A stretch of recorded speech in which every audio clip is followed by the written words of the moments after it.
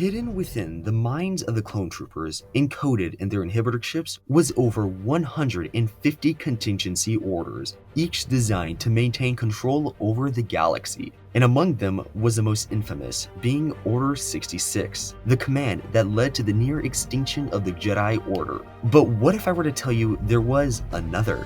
One that could have turned the tides against the Sith, a directive that could have removed Palpatine from power or even ended his life. So what was Order 65? Before we dive into the specifics of that order, we first need to peel back the layers of the other contingency orders buried within the inhibitor chips. These orders weren't just for show, they were carefully crafted to disguise the chip's true sinister purpose, that being Order 66. Palpatine, ever the mastermind, buried this dark command under a mountain of other orders, some of which were important but ultimately irrelevant, like throwing shiny beads to distract anyone who might get curious. This clever disguise ensured that if the Jedi were to ever discover the ships, they'd see a list of seemingly logical protocols and assume nothing sinister lurked beneath the surface. Take Order 66, for example.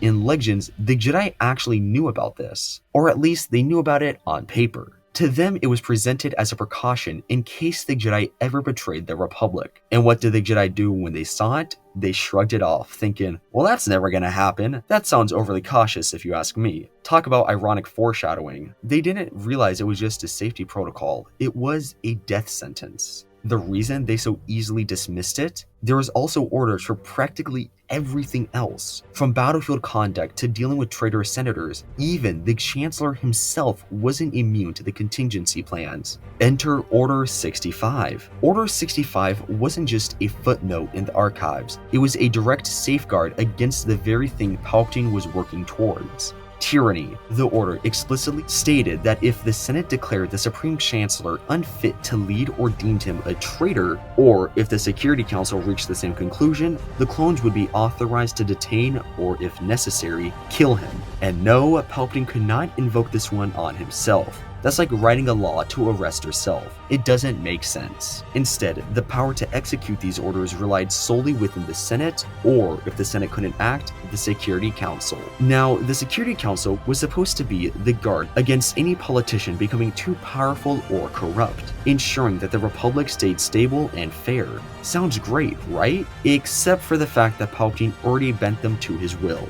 He didn't just play politics, he refined the game, manipulating them into granting him unprecedented powers. And by the time Order 65 could have been relevant, it ultimately was useless and futile. Interestingly though, Order 65 only became a thing during the Clone Wars. Before then, there was no clone army, no chips, and no looming threat of a Chancellor seizing absolute power, or at least no one so blatant. But let's be honest here, looking back at Palpatine during the war, it is almost laughable that this order wasn't used against him. The man was a walking embodiment of corruption. To him, the galaxy's citizens weren't people, they were pawns in his grand game of Sith dominance. So why wasn't Order 65 invoked? For the Senate, it really boiled down to self-interest. Sure, plenty of senators disliked Palpatine and some even suspected he was corrupt, but to the majority of them, the war made them rich and powerful, and as long as the credits kept flowing in and the war machine kept churning on,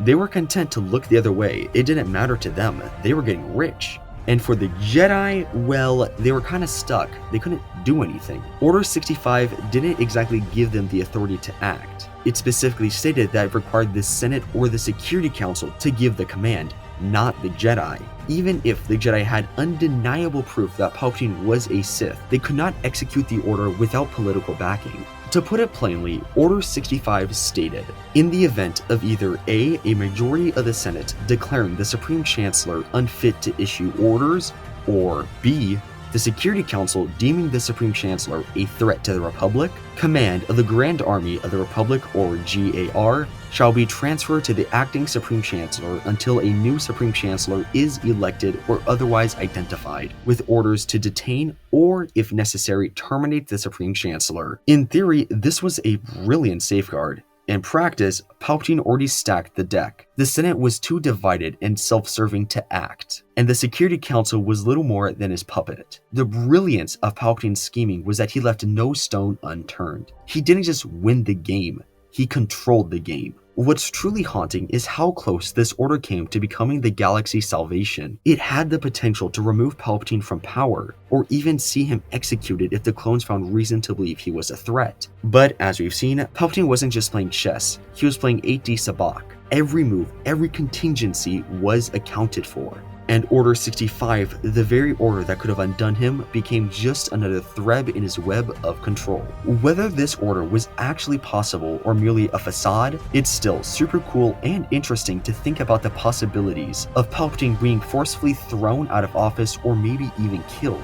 But anyway, that is Order 65. What are your thoughts on this? Let me know in the comments down below. Thank you all so much for watching today's video, and Happy New Year to everyone. If you did enjoy today's video, it would mean a lot to me if you could like and subscribe, as it would help the channel out a ton. And with that, my fellow Star Wars nerds, may the Force be with you, and happy 2025.